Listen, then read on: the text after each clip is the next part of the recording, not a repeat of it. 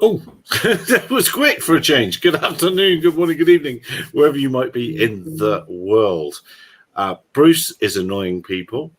Mark is getting up early, and I don't know where Ian is. He's Welsh. That's Ian's excuse. He's Welsh. That will do for that. So we're joined by, of course, our friendly duty barrister Richard and Chris Crockford. And Chris is from Electric Aviation, and you were nearly in the EASA astronaut, I think. Chris, is that right? Yeah, I got through a few rounds and got sent over to Cologne a few times in 2008 before they realised that I was possibly not the person they were looking for. But then, what if it don't mind me asking? It's going to sound rude asking it like this now. But what qualified you? What on earth qualified you to even go along there? I think I had a PhD and a pilot's license. That was the start. You have to have a master. You have to have and I'm not sure whether the latest round has closed or not, but because it was meant to close at the end of May, I think, but it got extended because Lithuania joined some part of the European Union, so they've extended. They extended the current astronaut selection, but the minimum criteria is that you have a master's degree and you have some flight experience, etc. So, no, you have to have a Class 2 medical. That was it. So actually, you have to have a master's degree and a good excuse as to why you want to be an astronaut. So apparently, I had quite a few things that they were after. So, but that allowed you to get a ride in the vomit comet or whatever the Europeans call it. No, I managed to do that. I managed to do that through some medical research. We're looking at blood pressure. We're looking at the physiology of the blood pressure system, human blood pressure system in 0G. So I managed to do 9 minutes on the vomit comet as well. So did you work a degree of your research to make sure you got that 9 minute ride? Of course, that's the whole point. Yeah, of course. Yeah, I mean, it had to be asked. I mean, if I was in that position, I would have done the best to try that as well. There was just some comedy moments in the back of an A350 over the Bay of Biscay doing parabolas with Miss France, who's trying not very hard not to throw up everywhere, which was one of life's defining moments, I thought. I should imagine so. Very much so. I don't know how many seconds I would last in that. Where's the bears? Well, where are you, Ian? Where's the beard Patrick, he says. Where is Ian? Oh, he must be working away or something like that, which means he's got a pint in his hand. Right, so let's enough of the babble, and good evening to you, Patrick. Chris, you want to run delivery services in Morecambe Bay. I should have had a picture ready. Let's have a picture ready to get a picture ready of where Morecambe Bay is for people that won't know what Morecambe Bay is. It's a bay, and it's in northern England, and there it is. And that's between some principal towns of Barrow-in-Furness, Lancaster, and Kendal. Why should anyone allow that to happen? Surely you're going to get in the way, and it can be a complete nuisance. Well, that's a great question, and the whole point of doing this is to keep below 400 feet and to basically reduce the journey time around the bay. And at the moment, the delivery vehicles that are moving pathology samples between the hospitals are effectively doing about just under 400 miles a day, every day, Monday to Friday. And this can all be the time to get samples between the hospitals can be greatly reduced by using drone freight as such. So we have some geographic advantages to why we should be doing this. The geography of the bay, for a start, it obviously lends itself to a time saving, which leads to better healthcare.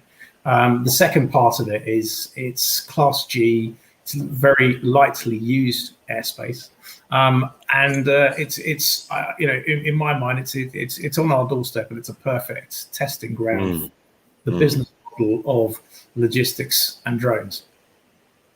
I've got to be the duty detractor. And Patrick's actually a better duty detractor than me, but I feel that someone's got to kick the boat in.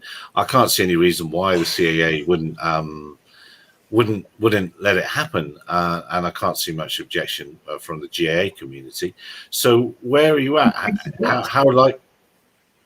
Go ahead.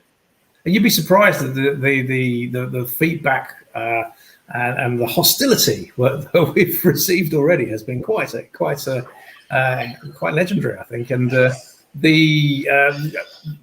main problem is that just the sheer quantity of TDAs that are being applied for.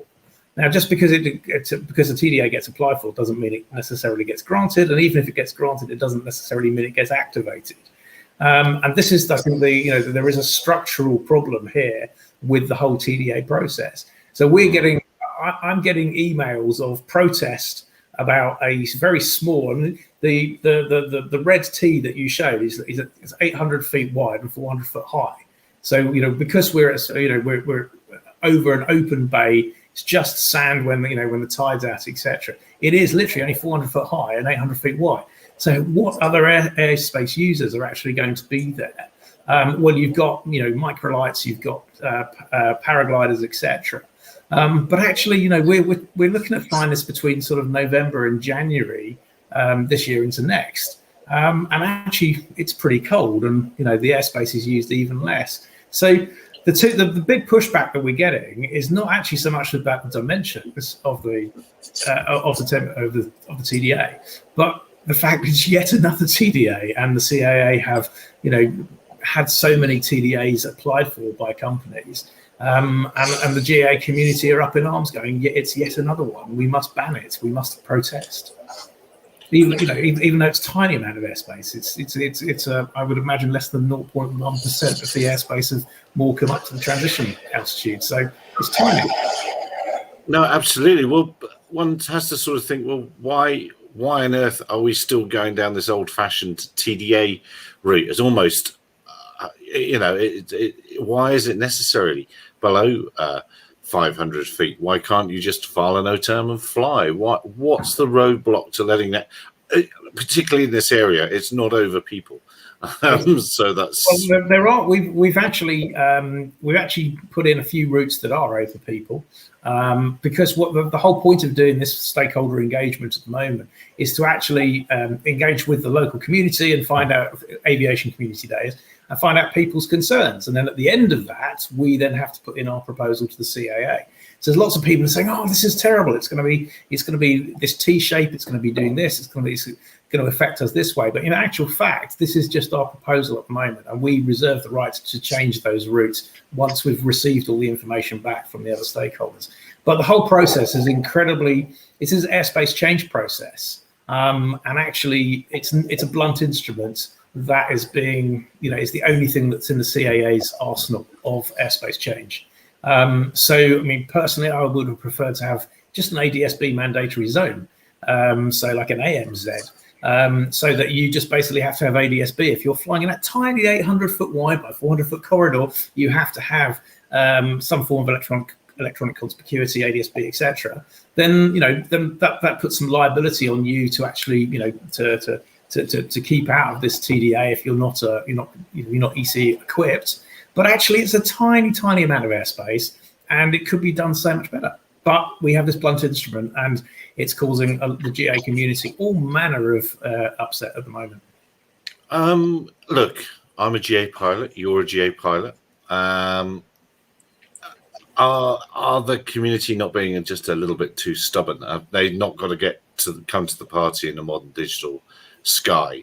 And funny enough, Joseph, I think, is going to bring some value to that sort of conversation in a minute as well. But what am I trying to say? I'm trying to say the sky is going digital. Get with the program, gang. Or get up and get out of the way and don't come down. Or is that too opinionated? From my perspective, I'm sort of sat on the fence. Half of me thinks, yeah, absolutely, everyone. The days of flying an Oster without even a radio, I think, should be confined to the history books. Because we have, I'm sure most pilots flying an Oster without an airband radio have got a smartphone with them, and it's one of those things. But having said that, there's an awful lot of people out there who don't want to fly with radios, and it's their heritage not to. So basically, it's about the adoption of change. But whether or not the GA pilots have to change, or whether the CAA has to change, that's another question. I've been doing all the talking. My final question before I let someone else jump in, whoever wishes to be. November to January, how many flights are you going to do then? You're setting the bar high there, aren't you? Starting at that time of year. Well, it is actually, it all depends on how many storms come in, really, because Morecambe Bay is perfectly funneled for your southwesterly storm coming in off the Irish Sea. And trust me, walk the dogs right at the apex in Morecambe Bay, and it's a chilly place. But the point is, if you can fly that service regularly in the worst conditions without the GA pilots, because they're all sat at home having a cup of tea, then you should be able to fly it all year round. But nobody's really done those studies. So we don't really know, at what stage is it, at what stages does the Met affect us so that we can't fly? And, this is the whole point of doing it in the winter, so that we can learn from that. We could got the worst battery conditions, the worst weather conditions, and hopefully the best fellow GA conditions. What sort of, I said it was going to be my last go, but one last go. What sort of distance are each of these flights planning to be? About 20 nautical miles each leg, roughly. If you had a triangle with 20 nautical miles on each side, so a round trip of 60 nautical miles. Who wants the next question? Anyone? Did we cover the England win over Germany? No, we haven't. We're an international sort of a thing, and I've seen some biting comments about it all. There's possible model clubs in impact. Oh, here comes Louis. Oh, it's getting busy. What's Louis driving this evening? What are you in this evening, Louis? I'm driving. Yes. Well, just keep your eyes on the road. It's amazing how you sort of do that by some sort of telekinesis method. It's quite extraordinary. What platform will cope with?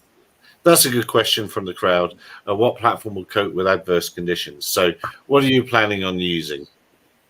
We're flying it's an X8 airframe, so it's an 8-prop, 4.4 meter wingspan, separate lift and thrust UAV.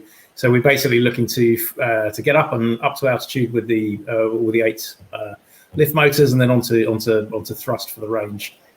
So we're mildly confident that we can cope with the weather. That's a big muggin, isn't it? It's a very heavily modified muggin. There you go. So it's a muggin that if you took the bottom half of the muggin and did lots of good things to it, then yeah. So it's a heavily modified muggin. Avec la sauce spéciale. I see, indeed. Yeah. And what sort of payload are we talking about each time? At the moment, we're currently limited because obviously to comply with the CAA, we sort of we have to keep adding avionics onto it, and that reduces obviously the payload weight. But we have got some exemptions to test, and we have got 15 to 25 kilo payloads. Oh, okay. But it's a case of getting the OSC to the level where we can actually fly, and it's one of those fine balancing acts. But the TDA and getting permissions to actually get the airspace into the right status for us to fly is one thing, and then also getting the OSC into the right state so that we can fly with the right payload is another thing, and then just making sure that the CAA are 100% on board. And the last one, the fourth thing, of course, is the dangerous goods license as well. So they're the sort of all these sort of equations have to balance. All these parts of the equation have to balance. And all about drones. That's Mark is asking. Have you dealt with the local model flying clubs? That's the whole point of the stakeholder engagement, and the whole point of having a website rather than just basically using the airspace change portal. So. About 2 days ago, we received an email from, and somebody just put their email address in and said, "What about model aircraft?" And we emailed them back and said, "Model aircraft, if this is tiny amount of airspace, we shouldn't be, as far as we know, we're not going to affect you flying model aircraft because this is a notified zone, etc. But maybe other clubs that we don't know about." And this guy came back to us with a whole list of all of the model aircraft flyers around, and we're now engaging with those people. So it's one of those things that, using as simple as just using our own website to actually get the message out there has enabled us to find other people there. So this is a 6-week stakeholder engagement. We then have to put our final report together. It goes to the CAA, and we see how that happens. But we're proactively going out there, finding everybody from the kite flyers, the Northwest Kite Flying Club, who fly 2-meter paper kites up to 3,000 feet, and they have a NOTAM out every time they're doing it. Lovely people, and they're really cool. And we've said, okay, if we do this during 95, is that going to affect you? And I said, probably not, but we can just sign a letter of agreement that we'll work together on it. And so it's there's a lot of really friendly people up there, and we're sort of finding more of them each day that we're doing this. So we've spoken to the Queen's Guide to the Sands, and this is the Queen's Guide leads people across Morecambe Bay. Morecambe Bay is full of quicksand, and the Queen's Guide, about 10 weekends a year, people walk across the bay under his guidance, etc. So we've spoken to him because theoretically you shouldn't be on the bay when the tide's out without their permission, etc. So that's the sort of thing that we're kind of doing at the moment, and it's sort of it's working really well. And so we're finding other people to liaise with. We found that there's a charity organisation called Bay Rescue up here. That sounds terrible, like Bay Watch, but it's Bay Search and Rescue. They use all manner of overland vehicles to go and get people who are stuck in the quicksand out. And they've got a drone and they fly it. And we've now spoken to those guys, and we're sort of coordinating our efforts with them as well. So, but that's the whole point of stakeholder engagement, is to find out all the people who are actually using it and hopefully come up with solutions for most of them. Stakeholder engagement is certainly a route, isn't it, to public acceptance of the whole scheme. What we're trying to put out there and demonstrate with use cases of drones, I think. And part of that public acceptance piece has got to be a positive way of engaging with stakeholders. Sometimes you can communicate all you like, but it doesn't mean that you're always going to get the level of engagement that one would like, but you've still got to do it. And I think it's a necessary piece. So, putting up your website, Chris, I think is a great idea. It's a great way of demonstrating to those people that are online and are connected what it is that you're doing. It's the start of something, and we've got 6 weeks to speak to as many people as possible, and then go back to the CIA and say, look, we have actually genuinely engaged with people. There's a question there saying, are there wildfowlers active around the bay? Could that be a problem? There is the Morecambe Bay wildfowlers. They amazingly managed to coexist with the RSPB, and the RSPB have a reserve, and then right next to it, the Morecambe Bay wildfowlers have the shooting rights. And you can imagine those two not getting on in the pub particularly well. But yeah, we have got connections and contacts with Morecambe Bay wildfowlers, and obviously at 400 feet, it's a case of the old adage, sort of where the airspace ends and all of that. My personal opinion is it's the range of your shotgun. So if you're the landowner and something flies over, can you exercise your shooting rights and shoot it out of the sky? That's why I'm very pleased that Richard, we know Richard very well. Why has he got a shotgun? I don't understand. So using the shotgun to calibrate the I don't get it.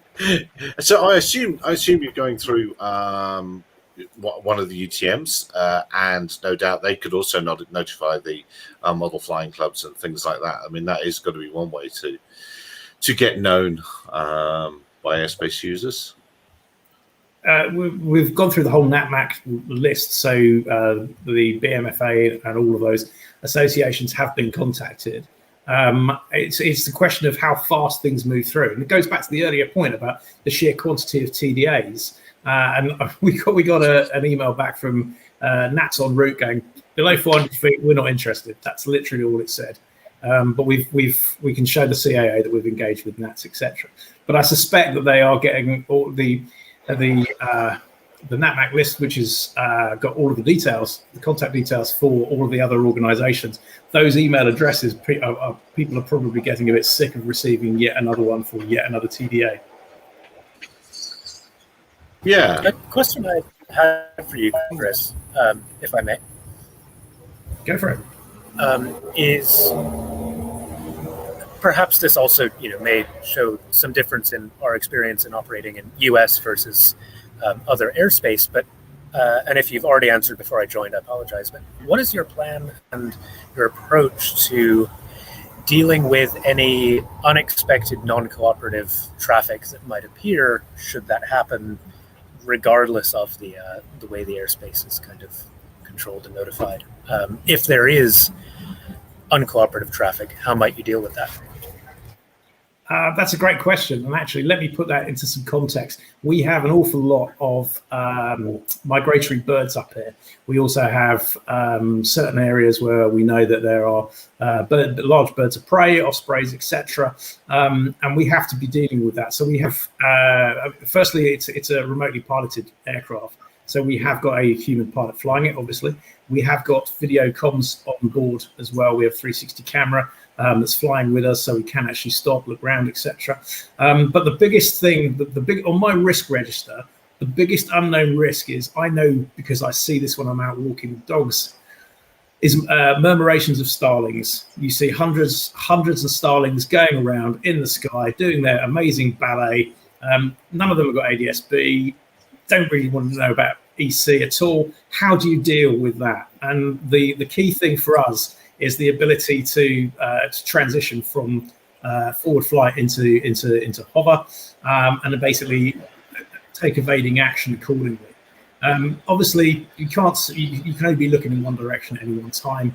And it's a single pilot looking, trying to keep that sort of range of vision is going to be complicated. But the key thing is that we do have the comms on board to actually to have live video all the time, and we are looking to avoid those uncooperative airspace users, even if they are starlings. That happened here in the United States when NASA was doing the UTM test, and they did it up at Reno, and then they did it at Corpus Christi. And in both instances, all the checks and balances and the T's were crossed and the I's were dotted and all the rest of that. And we still had non-cooperative aircraft invade the airspace, helicopters. And how that was handled here was basically just put your head in the sand and say la vie. I think at a certain point, I listen to what you're saying, Chris, and everything that you're doing to kind of mitigate some of the problems you may have with other stakeholders and everything else.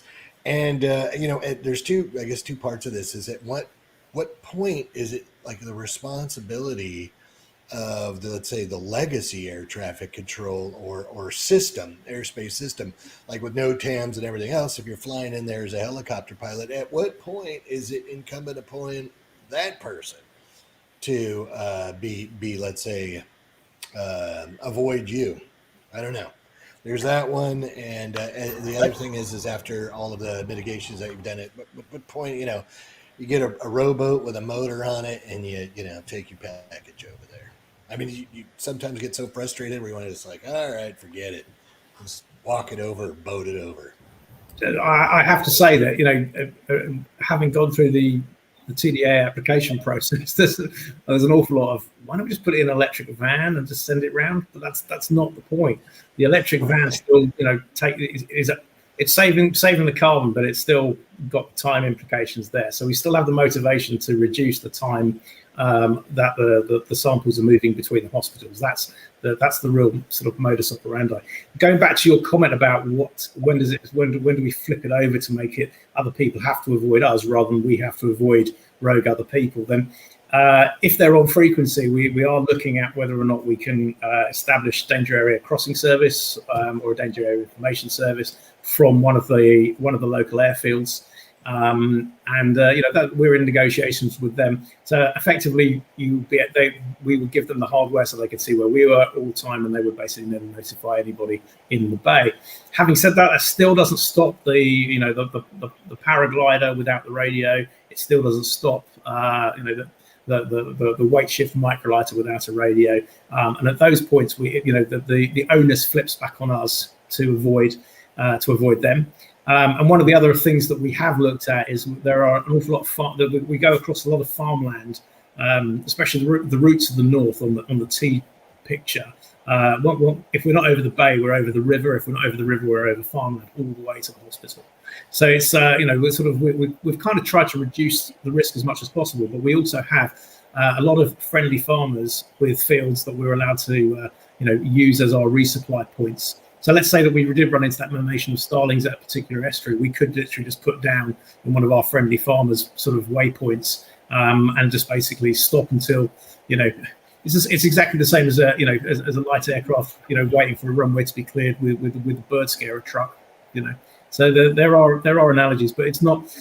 I'm keen to sort of, we're trying to cover every base, which you can never do, but you can certainly have a good go. And as I say, having intermediate staging points allows us to actually go. This is getting out of this is getting out of our comfort zone. Let's just stop the flight. Let's put it down in that at that landing spot, regroup, and then go again. So you've got lots of alternates lined up then, and a plan. Yeah. It's not going how we thought. Let's go here, send the van there, continue whatever it is. No, it's very cool. Or even just put it down in the field, go out to it, put fresh batteries in it, wait half an hour, let the rain stop, let the.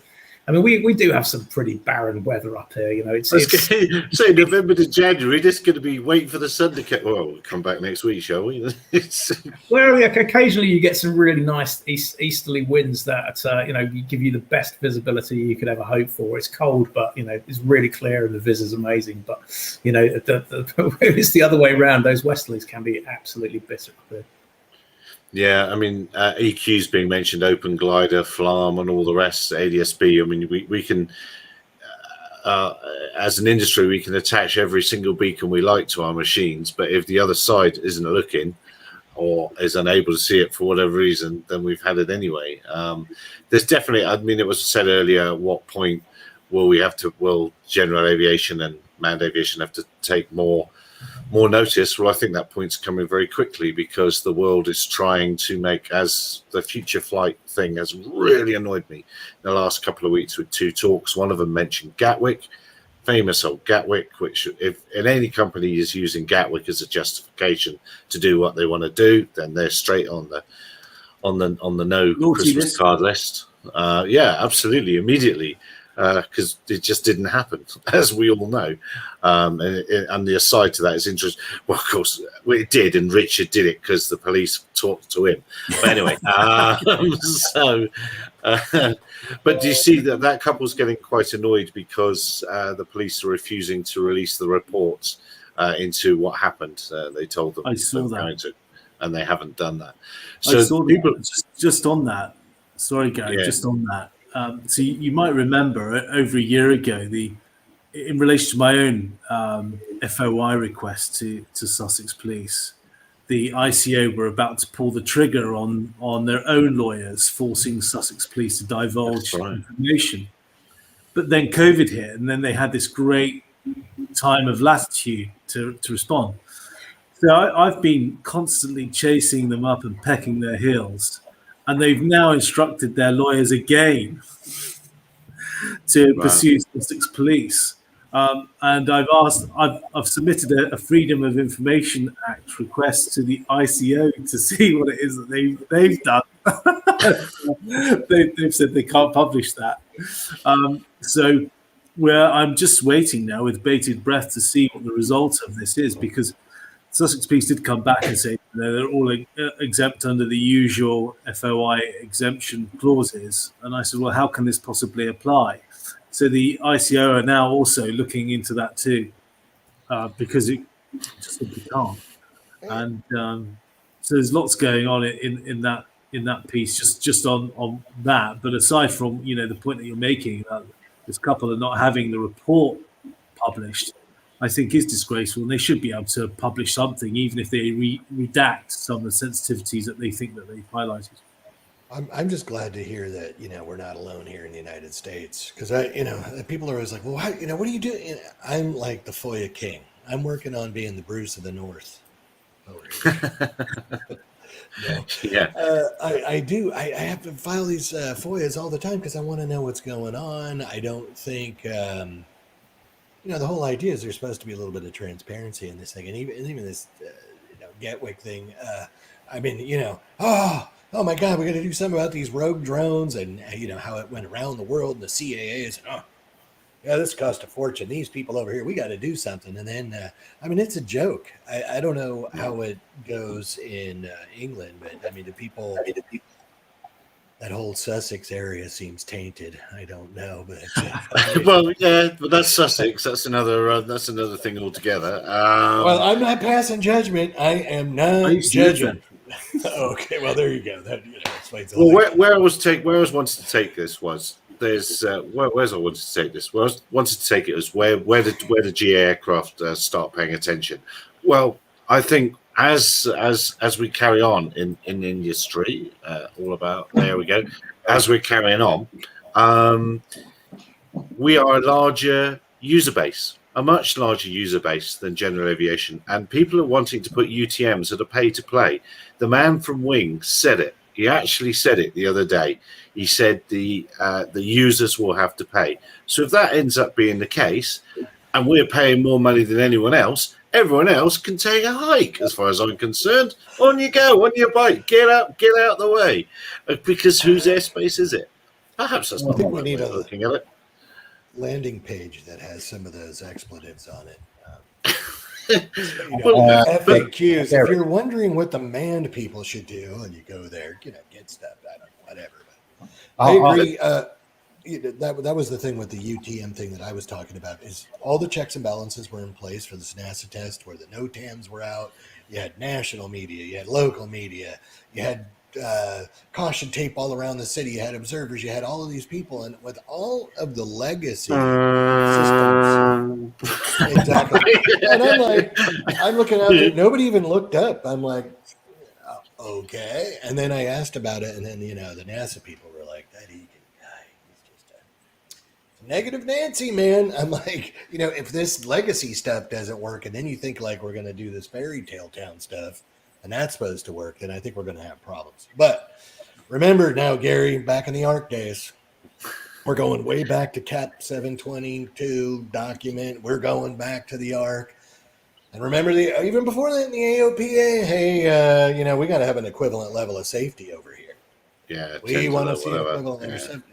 Okay, and that's fair enough, right? Because we had nothing at the time to prove that. But I think we're getting to the part now where like light sport aircraft and the GA thing is so dangerous. I mean, there's mishaps all the time. People are dying, whatever else. I think it's time to start flipping the script.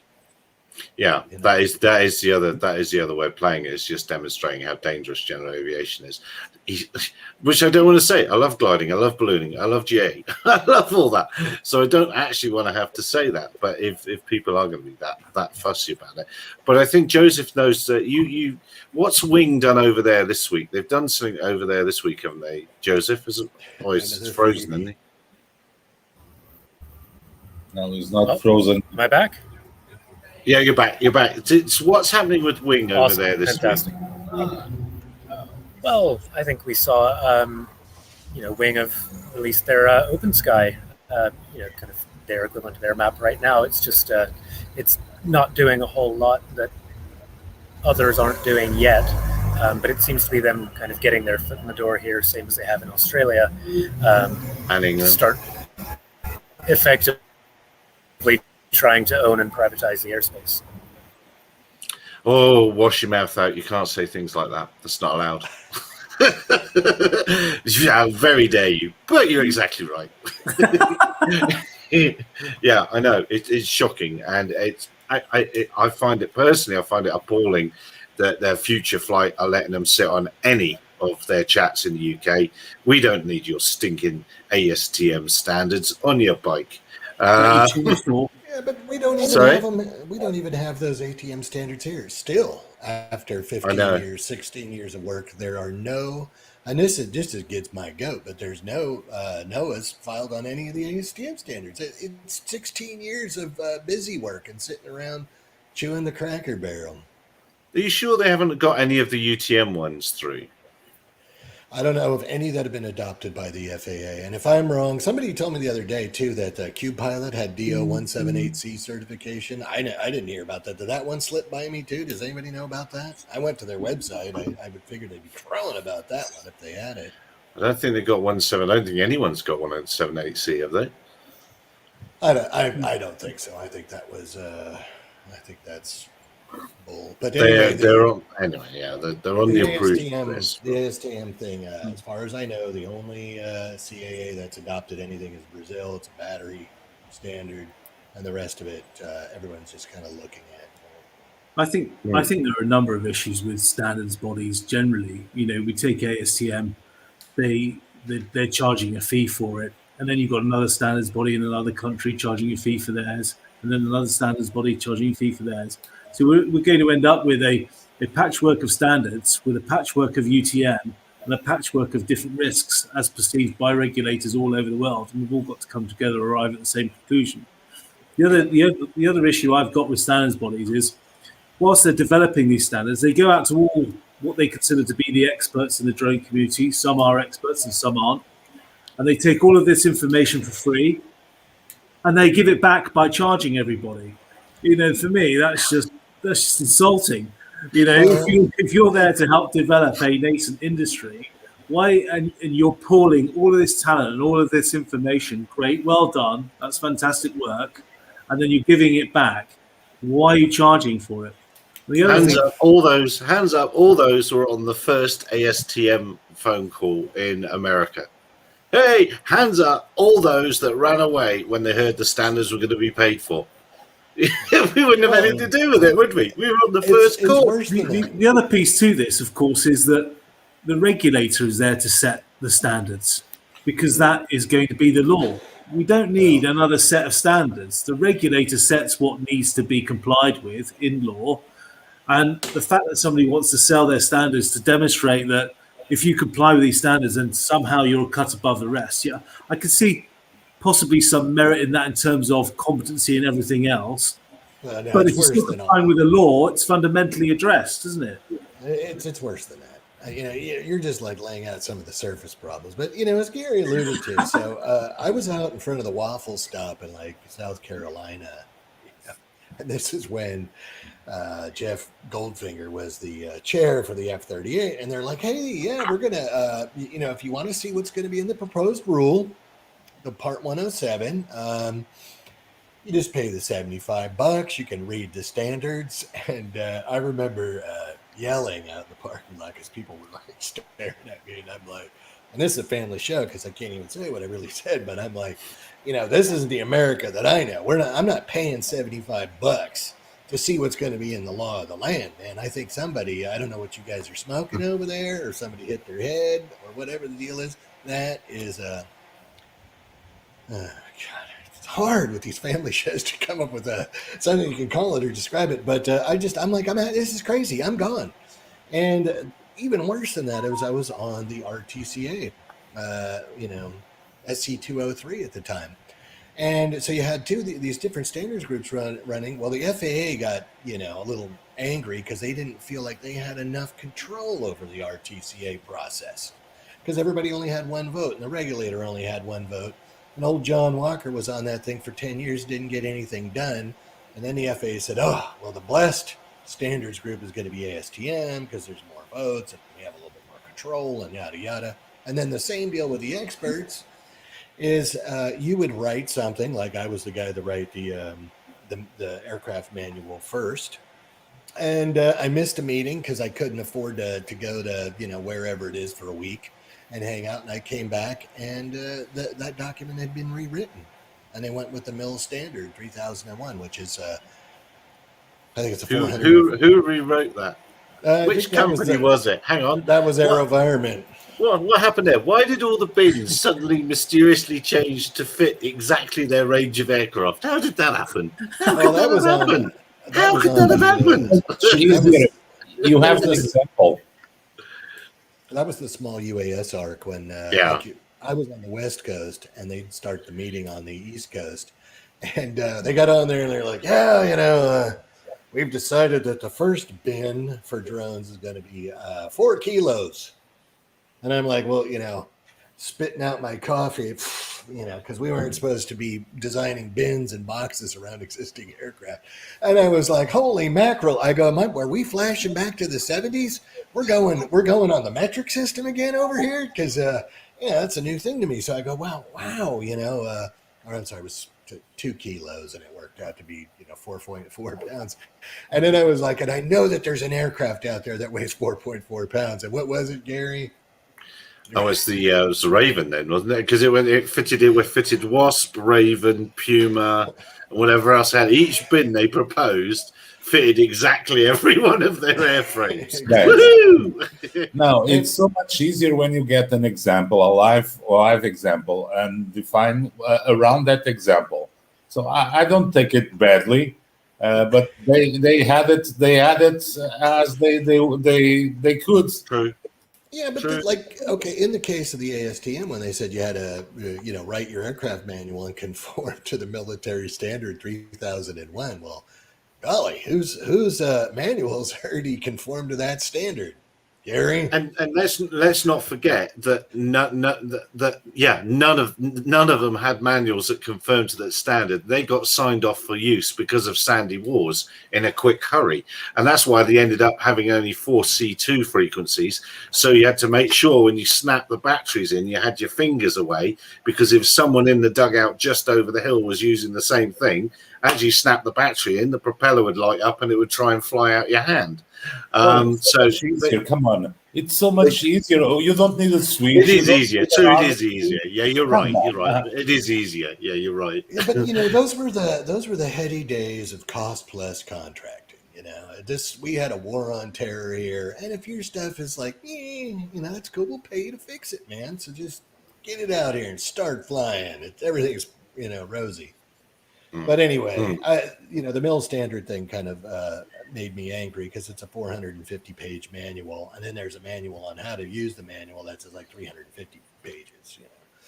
And most folks, we've gone off track. We've gone off, taking us off track. What else was I going to talk about? So we were talking briefly about Wing, and Wing is making a really aggressive play for lower airspace, and I believe the UK. Richard might know this better than I.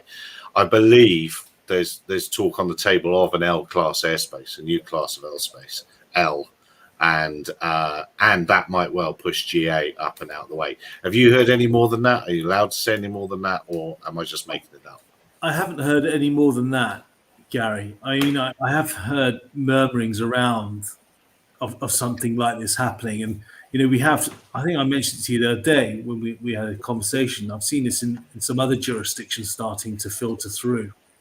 And it's going to be really interesting the way that they want to segregate low-level airspace or classify it in a slightly different way, and regulators are looking at that as a possible option with respect to UTM and how that might play out. So it certainly is a consideration for some. Will it apply, and how will it work? These are questions that need to be answered and to be worked out yet. Sorry, Mark, you were going to jump in. Well, I was just going to ask, because we've got Class G airspace, which is free for all, and we know what that is right now. So across the UK, it's mostly Class G with D and then the flight restriction zones, and we can fly anywhere. So is this just a way to get airspace rebranded so someone can take my money? Yeah, a simple answer. I think take so. your money and take your data. In the case of Wing. So, that's. Well, sorry, I'm jumping on you, Mark, but that's exactly it, Joseph. There's no way a UTM should be allowed to be one of the delivery drone providers, because I'm going to delay you 1/10 of a second around the next corner or whatever. I'm for sure they're not going to delay you 10 minutes. But yeah, there's no way they should be in the loop for. Yeah. So for data, categorize priority in a different way for flights, which means that you don't get it. The problem they're going to have is, how do they address the conflict of interest around equity for all airspace users? Well, they can't. Mental principle.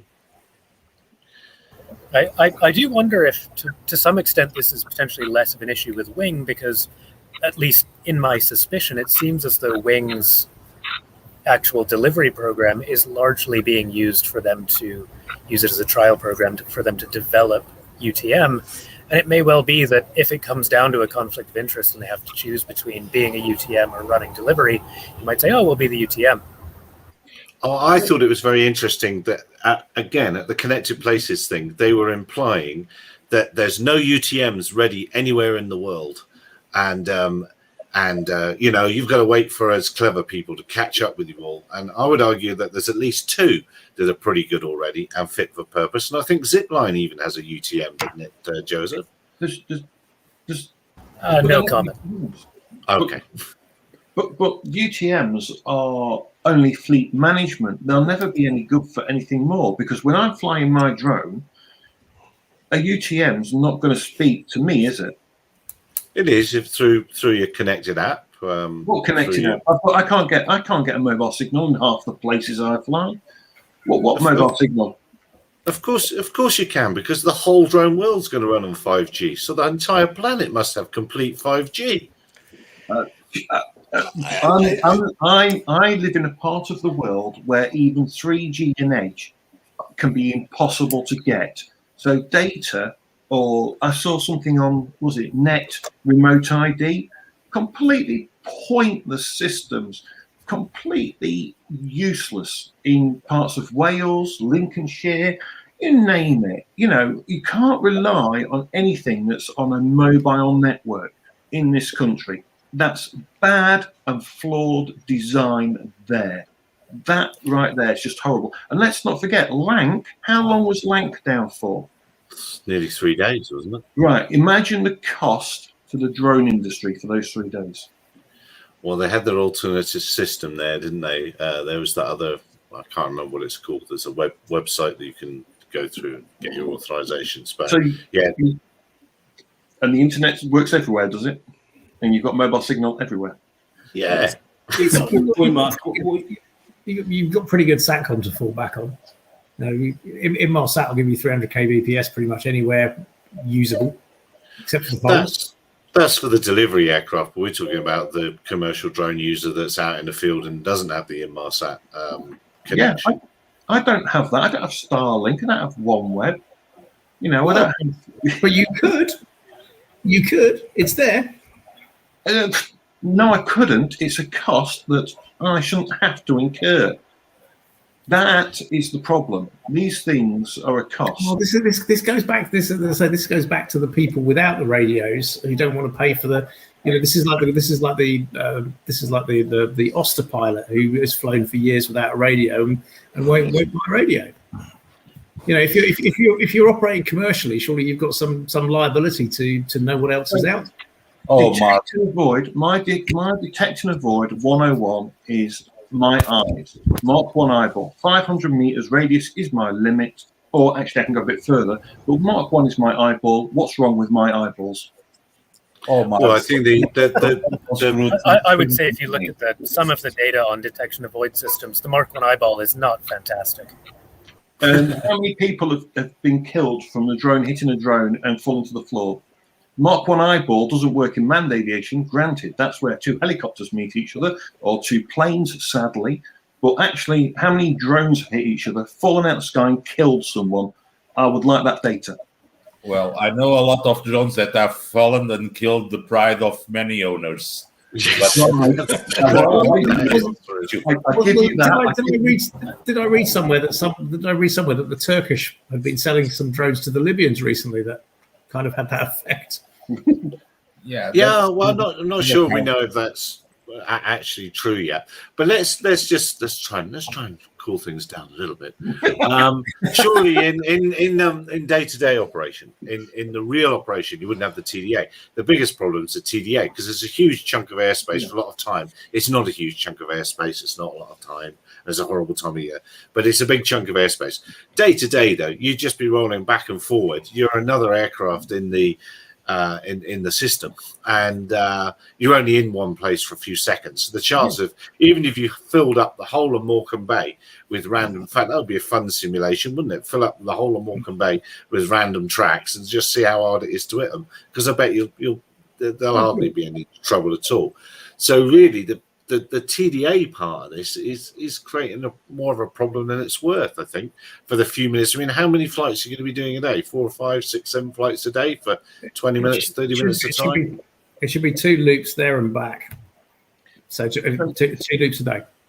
So for 2 loops, how wide is a TDA? Sorry if it's been asked before. So how wide is this TDA? the width of the CDA is 800 feet. It's 400 feet high, but the length of each leg, it's a triangle effectively. So either we go like a T, but if we went around the triangle, it would be 20 nautical miles on each side of the triangle. But the TDA is actually 800 feet wide, 400 feet high. Yeah, 400 feet high. But I meant because is it the whole triangle then that's becomes? No. It's just literally the lines on the outside. The centre bit's free. It's not in. So how wide is that track then? So that 800 feet. What's that in metric? 3.3. 800 feet. Oh, hang on a second. 400 meters. Like 400 meters or something. Oh, that's not too bad then. So that's actually 400 meters wide track. That's I will say that's not too bad. Thanks. Well, it's only a requirement. But some of the TDAs have been enormous. Yeah, they have. And I think, if it's 400 meters wide, you're flying in like the corridor. Although the 400 feet bit, what height are you actually? Are you going to cruise at 250? We're flying at 250, and then we've got a contingency volume above that, and then an emergency volume above that to go up to 40. You see, it would have been nice to push you up a little bit higher, and then you wouldn't affect all the drone flies beneath you. It would have been nice for you to cruise at 400 feet and up, just 400 to 600, and let everyone else be like unaffected to a degree beneath you. That would have been quite nice. But I understand why.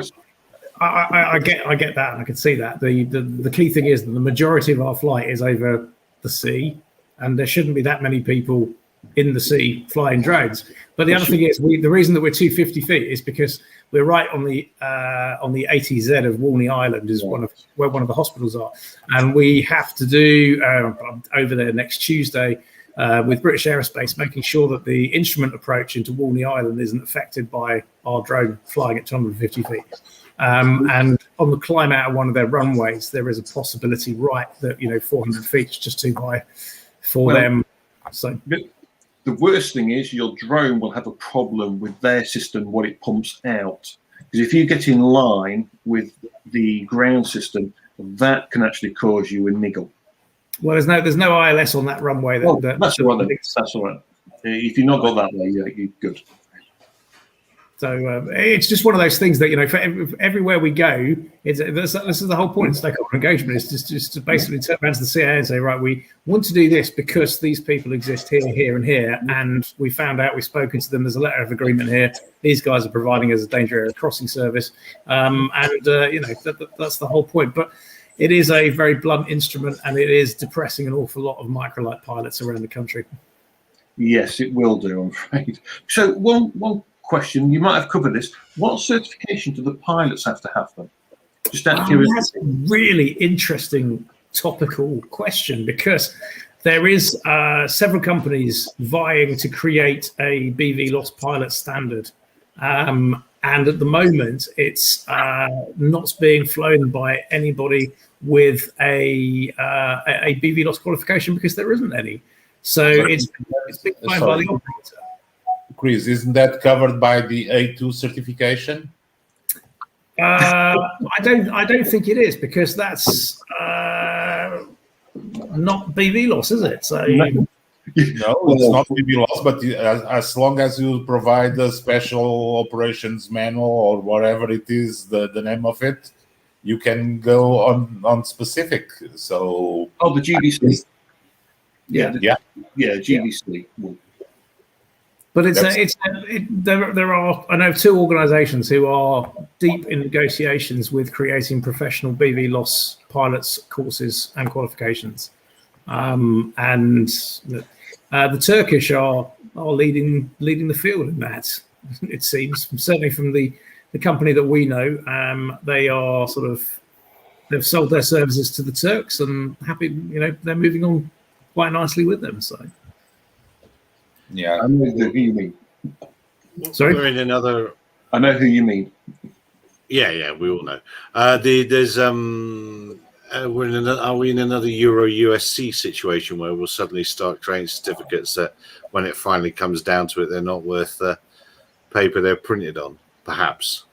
maybe, because surely to a simple BV loss qualification or an add-on might be to actually have a PPL. That'll blow the cost effectiveness of the operator, perhaps, but a little bit more. That's quite common here in the US, at least. Is it? Yeah, more solid. At least for some of the people operating under a COA, especially for larger aircraft, BV loss, it'll be they don't care about. They know that the unmanned certifications aren't there yet, so they treat it as requiring either a PPL or sometimes a commercial.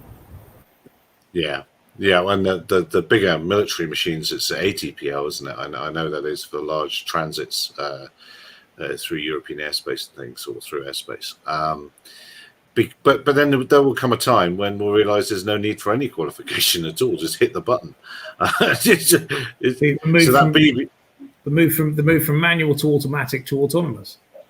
Yeah, right. That certificate's going to be around for a very short time. A very short time indeed. Might not be worth putting a lot of money into it. I don't know. That's just what I think. I do like it when you just program it. You push the button. Right, off it goes. I'll just monitor it over here now. Because I think we all know the thing that makes general aviation fairly dodgy, and it's not the aircraft. The aircraft generally arrives in fairly good fettle. It's very unusual that it's actually an engineering-related incident, sadly. And as the run out of COVID is showing, we're getting two Josephs now. Which with the real Joseph? Please stand up. I'm Spartacus. Sorry? Oh, I'm Spartacus. Yes. Yeah, no, it's a thorny subject. Now, what else do I put on this? We've briefly spoken. Now, Louis came late, so he missed a tiny rant about Gatwick. Had to come. No, I got the reminders of Gatwick as usual. Good. Your favourite subject? What? You might have covered it. So that rant about Gatwick with the company that mentioned it. They also mentioned private, the small drones and privacy. Do you remember that? Oh yeah, they mentioned the private RPS operators were spying on people. That was their primary goal in life. I couldn't believe it. So here's a question for Richard as well, while he's here, and everyone else.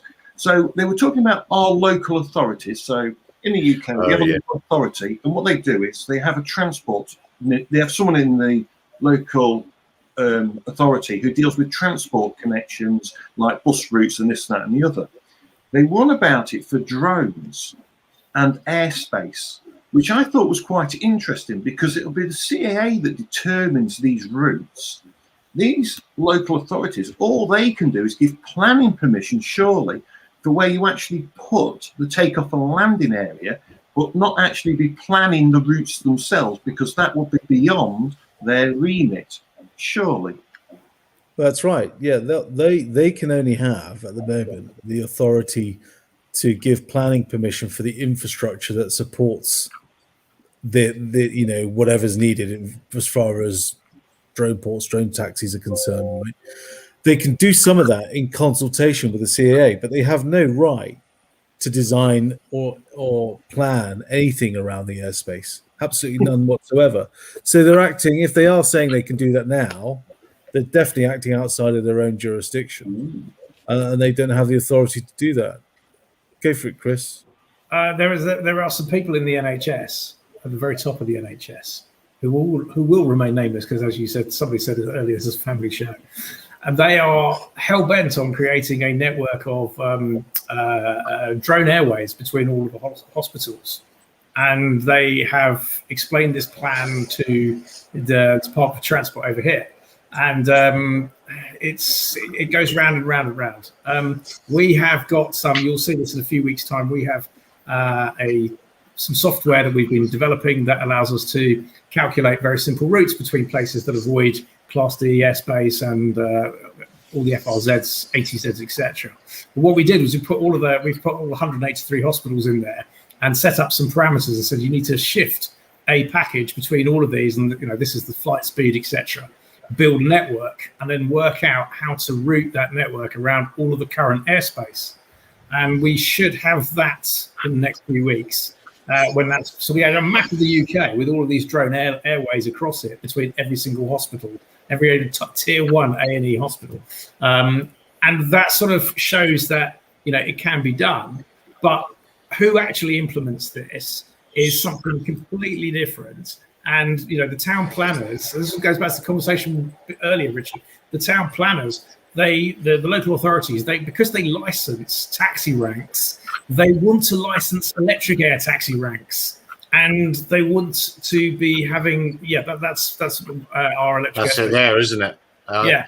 So that was the thing that caught my eye the most on your website, actually. I must admit. I thought, that's interesting. They've been working on that.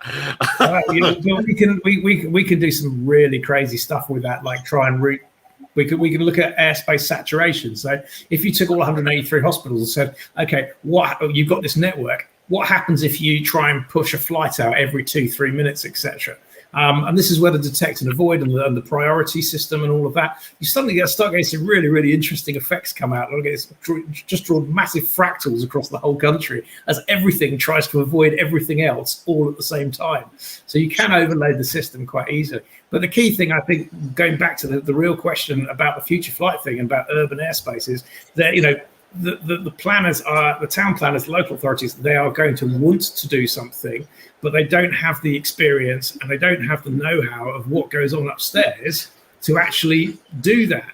I can see in the future them being given somebody said airspace earlier, I can see them being given the rights to that, but they're going to have to be controlled, because the safety case, which it will all boil down to, will demand that only certain things can happen. Only electric air taxis can depart in this manner, and but at the moment nothing's going to happen. And I think this is, for me, the local authorities.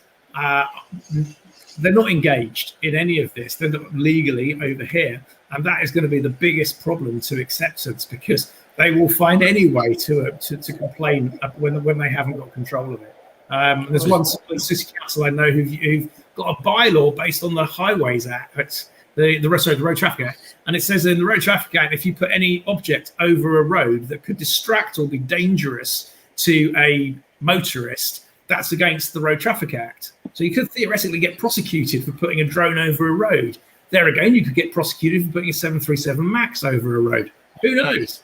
But it's just one of these great things that there's just so much potential, and the regulators over the top are stuck in the 1970s, and the town planners are stuck in the 1960s. But if we could just move it forward somehow, it could also be so good. Well, we're having that issue. I've got a couple of questions for Chris, if I can. So, your map of the UK that routes around all these hospitals, does your software take into account all nearly 700 model flying clubs that are out there? And if you need that data, BMFA website has their list there. Or does it take into account all the small farmers' airfields? And Airfield Cards is your friend for that data? At the moment, it's missing all the FRZs, missing all the ATZs, misses Class D. If your BV lost, that's going to be an issue with the ANSPs. And of course, in the UK, we don't have a standard ANSP, do we?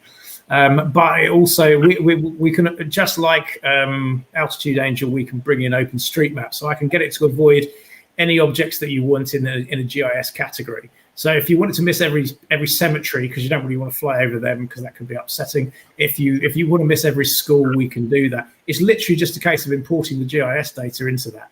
And then basically we set up a polygon, and we know where the polygons are and the route, and we just bend the route around the polygons accordingly. So it's really easy to do, but it's just a case of importing the data. Well, we come back to that awful word of standards, don't we? That if we're going to have these sort of airways, drone airways, then we do need some sort of standard for it, and everyone needs to play that. Did you say we? You said we come back to them. They call it. In NHS documents, it's called the National Air Grid. Yeah, I know. I've seen it. And that one needs to be bemused. or a lot of these things I'm seeing at the moment, leaves me thinking, oh, some people are getting paid very well to go to meetings and convince people that things that are utter fiction are going to be reality. And I need to start doing that myself. It's just, there's plenty of people going around. You can get it. Yeah, Those with the VC. Those people are called the PowerPoint jockeys. Exactly. Well, unfortunately, we have some of the same stuff going on here. We have the DAC going, and, there's all kinds of different groups that are representing municipalities. And in the past, we also had issues where the mayor of San Francisco was like, hey, wait a minute. We have some say about our jurisdiction, and then there's pushback. And here in the United States, really, the preemption thing with the FAA has got the airspace. So, yes, maybe takeoff and landing. But beyond that, I think you're over there. You're gonna learn a hard lesson that you don't really have a lot of pull.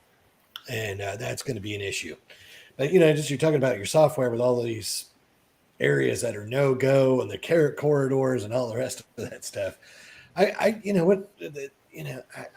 I'm wondering how all of this is going to work when you have hundreds of thousands of drones and then you have thousands of UAMs flying around. Every time there's a sizzle reel, there's, like one UAM, and then there's like a drone off in the distance, and then the girl's reading her cell phone as she's walking out on the vertiport and all the rest of it. It's like, hey, when you have all this traffic, how is this going to work?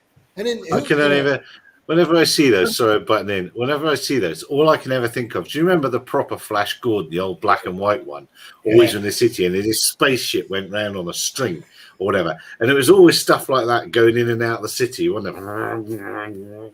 That's all I ever think of when I see. Anyway, sorry, Patrick.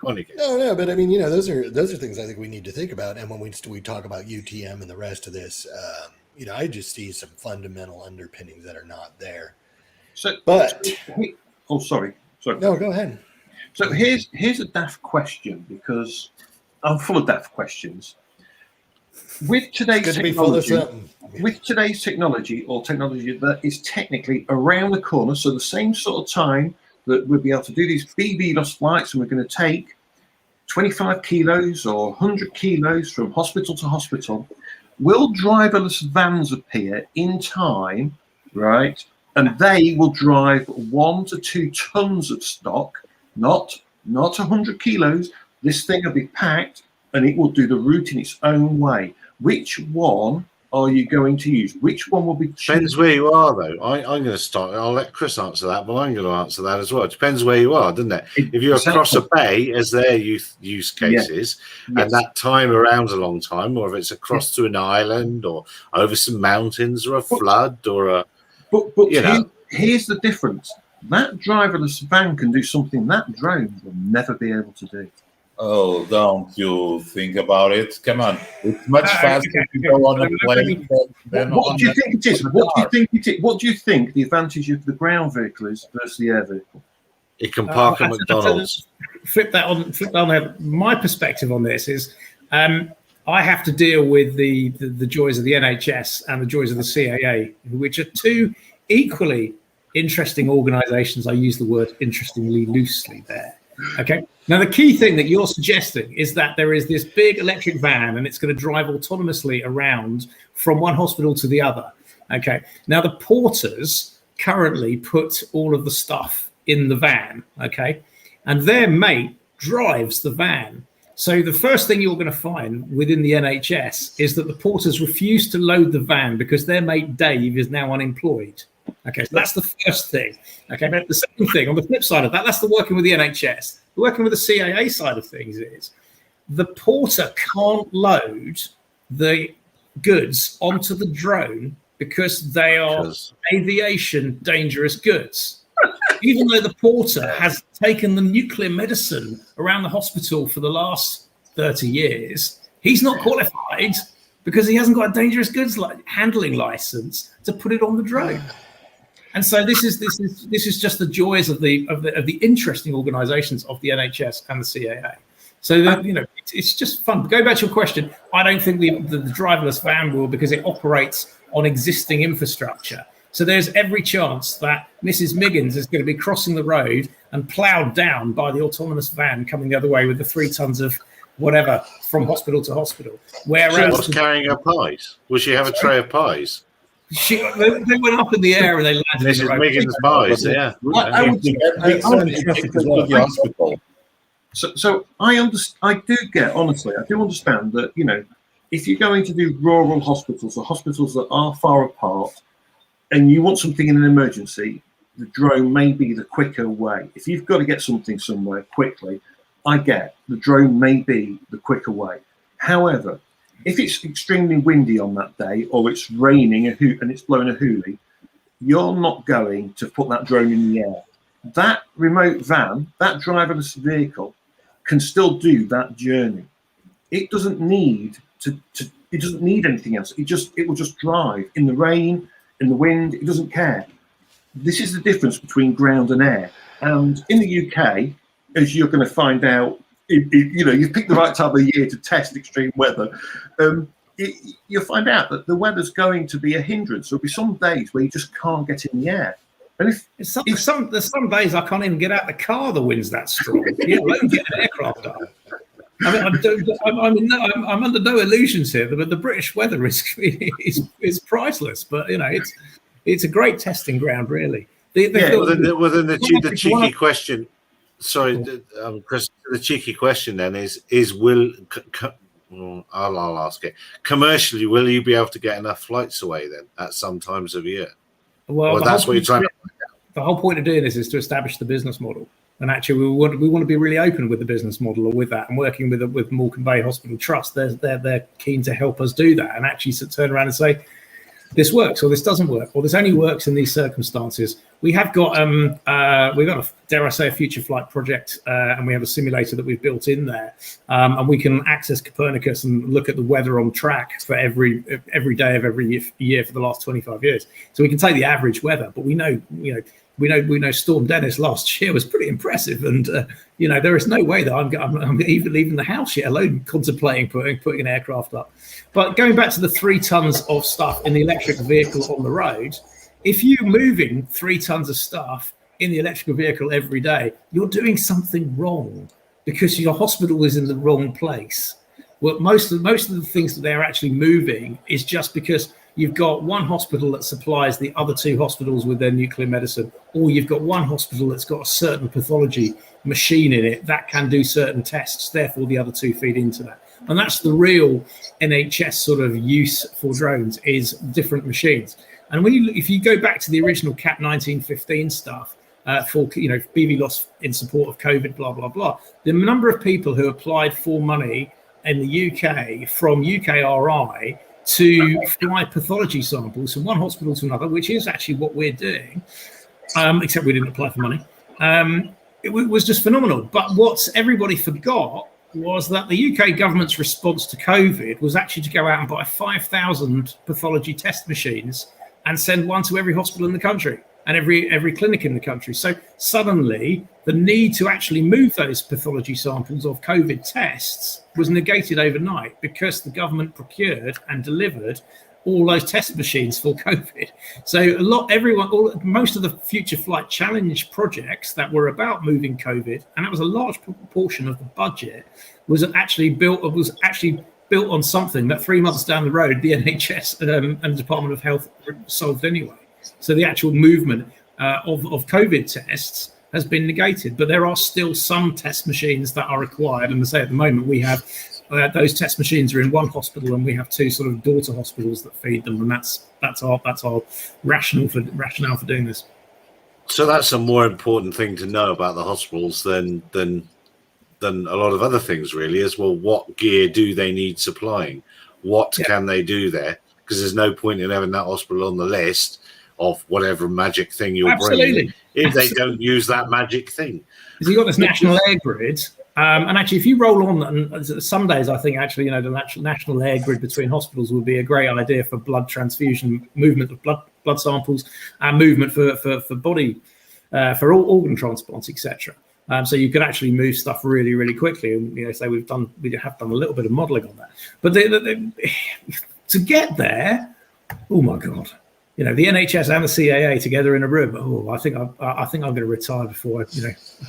Would there be a list? Would there be an NHS list of an exact list of this hospital can do this, or is that still something that would have to be created?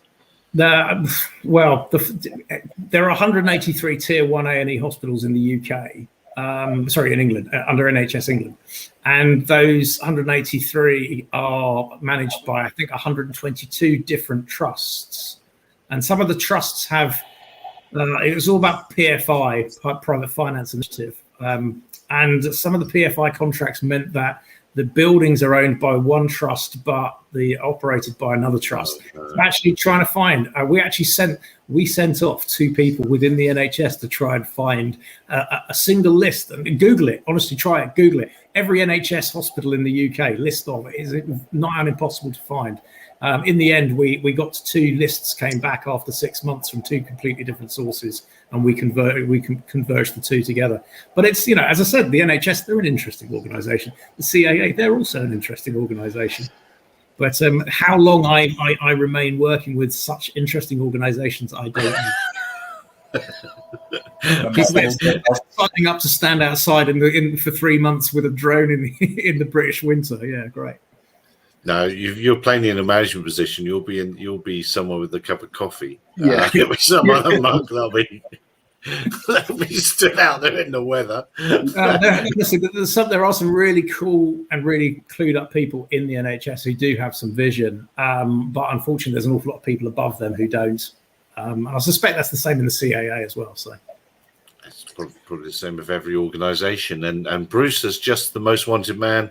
Welcome, Bruce. Are you at liberty to tell us who you've been moaning at in the council offices today, or is that ready for another video? No, I haven't actually been moaning. It was a councillor from the council begged me to come and film the council session because it was going to be a blow up, and it was really good stuff. So it wasn't drone related, but it was bureaucracy related. It's just children in rooms together and fighting and bickering. It just makes you despair. If this is the best we can do, we're doomed, I tell you. Doomed. Well, I think that's kind of the takeaway from this whole show is it might be time to go back to the witch doctor and the donkey. We just make things simple. Well, there was talk of getting a dunking stool for the mayor. So that sounds good to me. Charity too, It's good. It would just shows the complexity of the problems to solve, doesn't it? So in a large part of it, the actual drone bit of this equation is getting solved fast, and it can work. You can create systems that will do the job now. I personally think that the ideal payload size is going to be about 150 kilos one day for more useful stuff. But it's there. But it's still within the realms of trebuchet, though. Don't forget that simple technology is always the best. And I'm glad we're prioritizing our problems and addressing the important ones first, like gender neutrality. It's very important. Very important. I don't want anyone to feel left out. Gary, do you mean by crude and uncrude? Yeah. But only men are crude. Women are never crude. That they're always refined and finessed. You see, and that's gender specific. Places there, I guess, Bruce. But that's another story. I don't associate with that kind of woman. Trust me. We're old. We cannot understand those necessities. We are old. We have simple tastes. No. Louis does not speak for all of us. No. Yeah, it was quite amazing that quite so much time was spent on all that, and that was the DAC, wasn't it? Yeah, that was the DAC. That was the achievement of the DAC. And this was something that was spoken about more than 10 years ago, wasn't it, Patrick?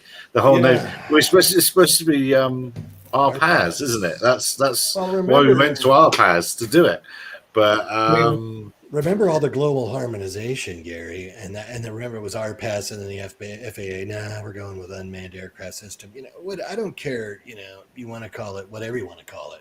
I did want to fit another thing in here, and I think you made a good point. I saw you made a post on LinkedIn that somebody was talking about the drone shows, and you're like, you know what? Go to either Farnborough or Paris, and I did take that to heart. And I'm starting to think that the drone shows were the wrong road to go down. Because the aviation OG experts and the CAA people from around the world are at the big shows like Farnborough or Paris Air Show, and you're actually sitting down with people that are thinking on the wavelength, and a lot of the inanity is filtered out. And I'm starting to think that it's time to go back to the big air shows. Well, the meals are much better as well. That's a very important. Well, and the parties. And the parties are really, really good. Yeah. So in terms of which the ones to go to, then that's why I'm hoping we can go to Farnborough next year.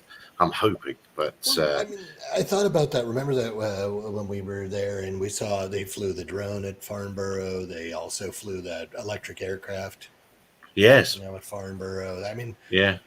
What was that back in 2014 or something? Or yeah.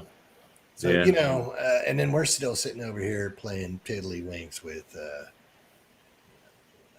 I think it's time to maybe reel it back in. But do you remember when they went from constant chord wings to triangular wings at Farnborough? Well, apparently next Farnborough, the Delta will make a reappearance. Just because you were there, I mean, there's no need to. The Delta strain. Yes, well, when the I can't remember which one it was that went through the crowd. When the engine went through the crowd, and that was the de Havilland, wasn't it? I can't remember what it was that went. Was it the Vampire? I think it was something like Venom or Vampire or something. Yeah, like they were that. trying to go supersonic or very close to transonic, and something went badly wrong. Yes, well, we had that right here in down the street from my house. We had a Sabre jet go into an ice cream store during like a Saturday birthday party. Oh, yes. You see, if that had had remote ID, that wouldn't have happened. Exactly. Well, the ice cream store. Yeah, on the ice cream. On each ice cream. It was gruesome. It was really a bad deal. But air shows happen like that. But I mean, that's a risky take. But the definitely, I would say the caliber of folks at the larger air shows are definitely more serious than what I've seen at the drone. I won't even go to these drone shows. It's like a Carney thing, Yeah, waste of time very and much. money.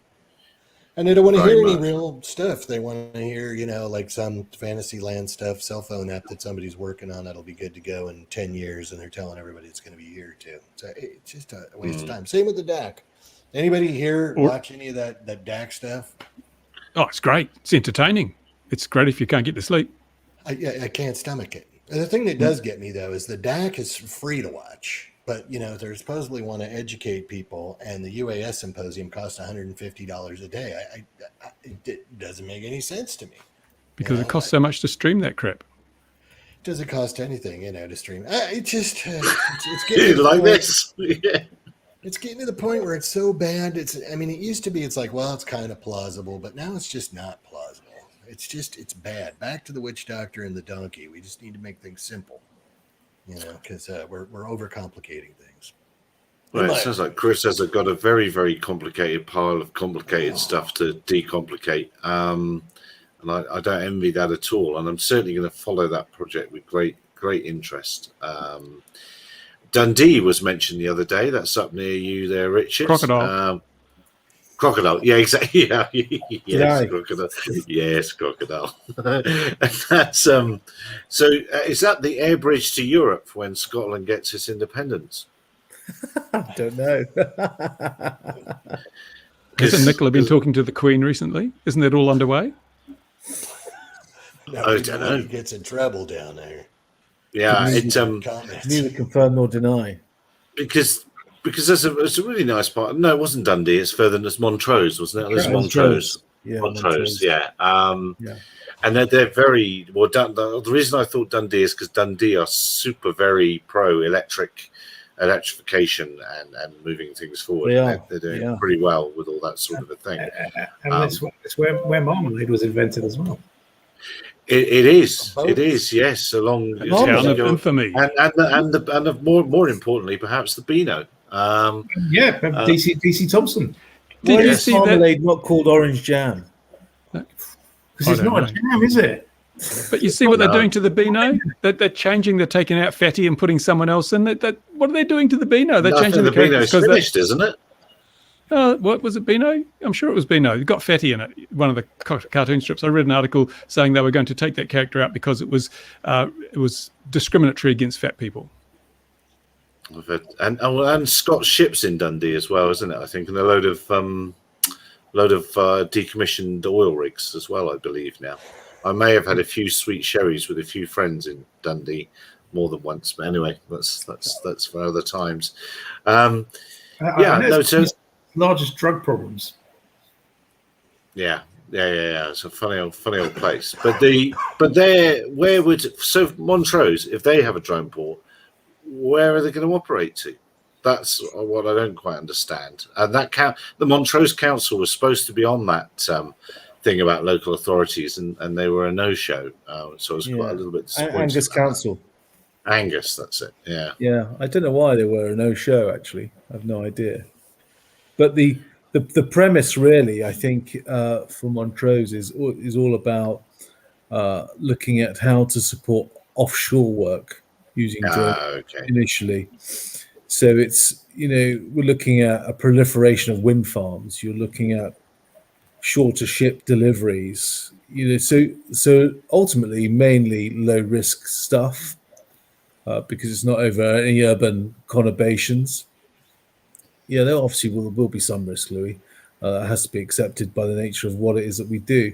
But I think that what it's going to do is certainly, because it's right on the coast as a base, flying out into the sea is going to be quite easy. It's a fairly rural area just north of Montrose, but not that dissimilar to where Chris is operating. Montrose Basin. Yeah, there's a big bird fest. Loads of bird hunters and all that kind of stuff. The Montrose Basin also has an RSPB set up to it as well. So, and that's not too far away. But the plan, I think, is to locate near an old airfield, or on an old airfield, actually, an old RAF airfield that was there, and then use that as a base of operations to fly out. So it's mainly, I think, proof of concept stuff, looking outwards rather than looking inwards in terms of geography, in order to get established and prove the case. And like what Chris said, it's about trying to look at what the business case is going to be in order to make it work ultimately. And that's where I think quite a lot of drone operators or drone companies or drone consortia are looking at the moment is how they can justify a business case in order to move forward and make it actually work. Because we're still seeing development of the technology despite being stifled by unnecessary bureaucracy and overburdensome legislation. We're still. How do you make a 3D rendering of a business case? It's hard, I tell you. I've got animators working on it 24/7 at the moment. It's shockingly hard. It takes a big stack of cash. But Richard's hitting on something that I've been banging the drum on for a while. It's like, okay, we need to come up with all these standards. We need to come up with all these regulations. We need to come up with all this technology. We need the UTM, detect and avoid. We need all of this stuff.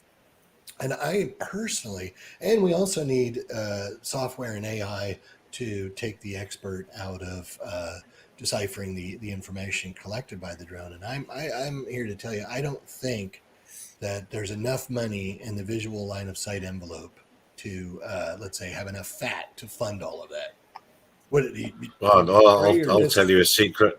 Any drone company that says they absolutely operate VLOS is lying and make a profit. I agree with that too. What's really interesting though is, for me, flying from point A to B and taking something from point A to B is actually very easy. And I don't mean any disrespect, Chris, but if you wanted to send a drone, if I want to send a drone from A to B, 20, 25 kilometers, that is very simple to actually do. The hardest bit is the regulator. Until they can grasp how easy it is to a degree and how safe it is, then it's that's why that BVLOS qualification is going to be here for tick. And I'd argue against you, Gary. They can't be flying BVLOS because we're all the bodies. Oh yeah, it's true. Yeah, you're right. That's another thing that kind of bears out. There is not. Remember, the sky was going to fall, and the equivalent level of safety, and the sky hasn't really fallen. It was all a big scare tactic, and that really hasn't happened. And we still don't have the science. And there's one other thing I want to talk about over here. I don't know how it's going over there, but people like the arbitrary and capricious let's say exemptions or waivers because they make connections inside the FAA or they have lobbyists or whatever else. And they could go ahead and they build these relationships and they are able to do things that other people aren't able to do. And they're not interested in really changing the rules because they're making money. Is that like that around the world or just here in America? I think that's global. I think from my business knowledge in London, the lobbyists and regulatory are hand in hand and always have been, always will be. So, Mark's battery's dying. Mark, if you just go, cheerio. And as I've said on Twitter, that is why I consider all the regulations now to be purely advisory. I'm not having someone in a suit who's never done this telling me what to do, and I've been doing it for 65 years without injuring people, breaking property, killing people. That doesn't make any sense. I agree that there's a level of expertise that's lacking in all of this, and it's pay to play. No, I have that expertise now. I have it because I took the FAA trust test, so I am now very qualified. That's all I can say. That's a joke, that trust thing. I mean, they say they don't collect your name and address, your name or anything like that, and they print out a thing. You can just grab a printout and put your name on it, and who's going to go and validate? You can't validate it. I mean, it's like it's a joke. Not only that, same issue that we have with the 107 is there's no practical test. So it could have all been accomplished at point of sale registration, which here in this country, Walmart, Best Buy, and Amazon just didn't want and said no. And the FAA was like, okay. But if you are going to take it, Divya, please use the Boy Scouts of America because Scouts and Guides around the world need a hand. So if you're going to do it, use them. Well, it's like our A2CFC is meant to be a certificate of competency, yet you never do a practical flight test. It's the biggest joke going. Was that the one we took through Luxembourg? No, that's the open category. That's the open one where you don't do a flight test, but you can find the open category. The A2CFC is the reduced distance one if your aircraft is C marked. Got that C2 marking down to 5 meters. So no flight test. That actually brought up we must go in a minute. We've been here a long time, but so that's brought up an interesting thing. There's C marking. I see now the UK is going to have. One of you can correct me. You're going to have. Was it like GB markings or something like that? We will have an equivalent. These drones will never fly. They'll have too many stickers on them. Well, that's right. That means anything from Europe will have to get if it's manufactured there. We'll have to get the UK one and the CE one. They'll have to have two markings, so they probably won't bother. Yeah. Why would the CE mark? The CE mark is actually about your marketing. The certificate of European conformity is about what you're legally allowed to advertise your product as actually doing. The last 10 years, I've built medical devices and got medical devices certified. So I went through the regulatory fun of doing this. But what you'll find is that the regulators are really, really shit. And the notified bodies who work for underneath those regulators are even worse. So when we built our medical device, we sent it off for testing to the correct CE standards. And we got a report back that said that we'd failed on like 41 points or something like that. And one of the points said, your product has leaked fluid. And whereupon we turned around and went, our product doesn't have any fluid in it. And they went, oh, we've sent you the wrong report. And I was like, but you're the quality organization that's just and given us ISO 13485. And they went, yeah, but we sent you the wrong report. And I was like, so how many other of the 41? Anyway, this is what happens. You have in medical, we have the MHRA, and then underneath that you have notified bodies like SGS and TUV and all of this, and British standards. And this is an entire industry that's meant to make things better and safer, but actually it's just awful. It's just shocking. So, but yeah, so going back to the CE mark on drones, we will have an equivalent, or we will set our quality standards in the UK to match the European standards, so you won't need an extra sticker on the aircraft. And the crazy thing was, I think today, the European Union have accepted that the data protection standards of the Yeah, UK I saw that. align with Europe. The fact that we wrote them 20 years ago, and Europe spent the last 20 years adopting our data protection standards that they now claim are theirs, and we've caught up with them, is another story. But there you go. But it's just one of those things that we will have an equivalent. We will pass a law that our regulatory structure will equal the CE structure. So there won't be an extra sticker weighting your drone down. So here's another point, and I think it was in the same meeting we were talking that was in, Gary. They were talking about the camera, or I've seen somewhere where if you're flying a drone, it's got a camera on it, they're going to bring in new rules or something. The CCTV rules. Cameras, you might get caught doing something. Yeah. But aren't they pulling them into the CCTV regulations or something? Isn't there something? But we need some sort of legal expert to know whether that be the case or not. Somebody that Patrick, keeps an eye is on that you, these Patrick? things. Yeah. Hey, well, we got Richard here. A question I put on Twitter is this guy that flew over MI6 and they've pulled his operator and his whatever ID license things. He's been effectively banned from flying model aircraft. Is that a breach of his human rights? Ooh. Yes, it is. Which particular one? I don't know. I saw one of them in a BBC report said that the CAO, whoever were pulling he was revoking his operator ID and his, the other thing that you have over there. And I thought, well, that's sort of banning him from a hobby. And can you actually ban someone from a hobby? It's an interesting point. All the legislation in the UK has to be almost certified as being compatible with the European Convention of Human Rights before it can be passed into law. And there's usually that declaration made on the front of every act. So it does go through some kind of assessment. But of course, it's the government that makes that assessment. Yeah. That's what worries me about all this regulation. I mean, that they're effectively, outlawing a hobby which is one of the least risky hobbies in the world because of drones. Yeah, well, same deal happened here. I don't know. Sorry.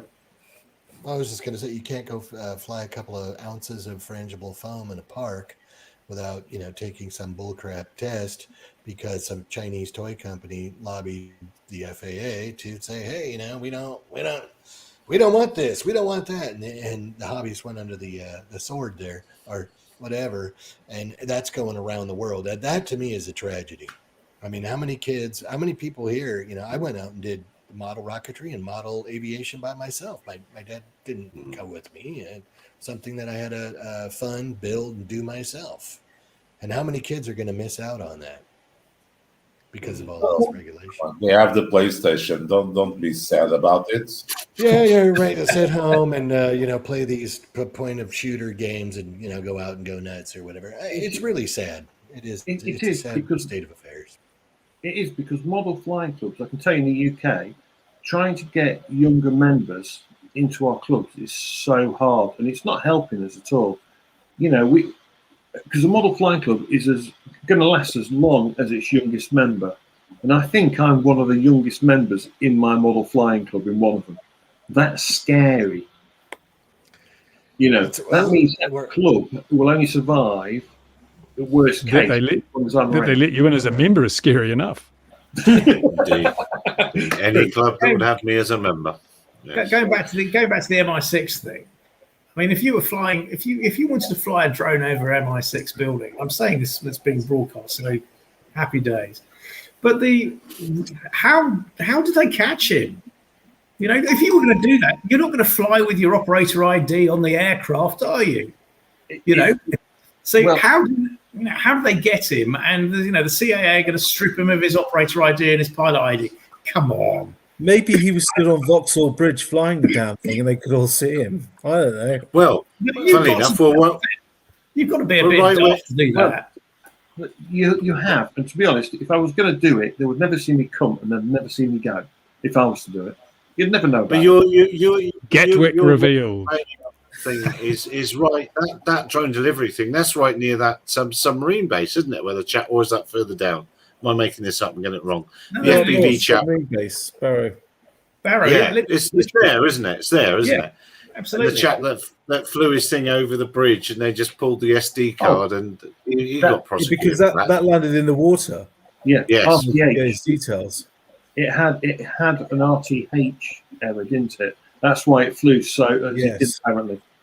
And it's just because RTH error, so return to home error, it lands in the water, it gets found, he gets done. But because the logs show it did a return to home and it was an error, he shouldn't have actually been done because it wasn't his fault technically. No. He's still piloting command. Yeah. No. Yeah. You can't say it was a computer, Governor. It wasn't me. It was a computer. Yeah. It stitched me up. You can't say point, that. The point there is it becomes maybe a product liability issue, and then he needs to address his case with the manufacturer. Yeah. But there was fantastic footage of it going over. Did you see it, Patrick? Over the bridge. As it went over the bridge. It just went over the handrail. Fantastic footage. It was really good.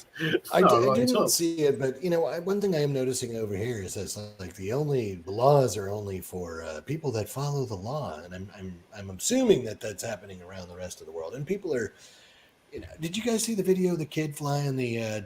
I guess he's calling it a hoverboard, but it's basically multi-rotor, and he's flying it down the street in Times Square. And I mean, where's the FAA? And it's under however many kilos. That's a manned aircraft. It's a manned aircraft. That's in the ultralight. That's in the ultralight regulations. Someone tried to. I had that discussion with Mr. Rupert, and he's like, "Well, technically," and I'm like, "But at head level through Times Square, that cannot be safe." I'm sorry. Well, it shows you how out of touch regulators are with the reality of the risks of these situations. They're out of touch with everything besides even picking up the phone and making a phone call. They can't even get that straight. It's very disappointing. See, me and Bruce should go have a beer. The regulators need to bring in the consultants to understand the risk of them doing the regulations themselves or outsourcing it to more consultants. Our biggest complaint here is show us the risk assessment to back up the level of regulation that is in place. We've all said there should be a risk assessment. You cannot produce reasonable regulation unless you can identify and quantify the levels of risk, because the regulation should be proportionate to risk. If you don't know the risk, you can't have proportionate regulation. But they refuse to do risk assessments because they don't back the narrative. Well, that was exactly what happened with the registration task force and the 250 grams. There was no science. It was something that was ginned up by MITRE, and they snuck and pulled one over on the kiddies, and now we're paying for it around the world. I've just remembered a regulator snafu here. Actually, they've grounded all early model Piper Cubs because they don't have an electrical system. How do gliders get on? They haven't got to gliders yet. But remember, this is the aviation authority that grounded a few drones because they didn't have emergency exits. So don't doubt what can happen. Anything can happen in the next 30 minutes. I had a fan stop on a Piper Cub on a Super Cub, and that was one of the most bizarre moments in my life when it just all went really, really quiet. And I was just something's not right here. It's gone quiet, and the thing in front of me stuck up in the air. The propeller that's meant to be going round, and I glided it into the airfield. But it was just one of those bizarre moments that I was like, I've had a couple of airborne moments where you get a little bit. It wasn't my life flash before me. It's like, it's a bit odd, isn't it? I wonder what's happening. And it's like being a spectator. It's like, what's happening here then? Oh well. It's when you recognise the screams are your own. That's when you're in trouble. Absolutely. Yeah, no, I've had a couple of moments like that. So look, we've definitely gone into waffle mode. Chris, I'm really looking forward to following your project there, and thank you for being so honest with the problems that you're facing. It's a comedy undertaking, and I'm trying. I've grown a thicker skin already in the 2 weeks that I've been dealing with stakeholder engagement. I've grown a thicker skin, so that's a good thing. And I'm trying to be as open about this as possible because the TDA is not the right instrument used here. So at the end of this, I'm hoping that I'm hoping that I will have the full experience of going from the idea to actually doing it, but I'll also be able to do the expose on TDAs. That's the plan, anyway. So. Very good, very good. We're up for that. Richard, as ever, thank you very much. Patrick, Louis, and the very late and filming Bruce, thank you as well. We'll say goodbye. We'll see you all again 2100 GMT next week. Take care, everybody. Take care. Bye bye. One button there.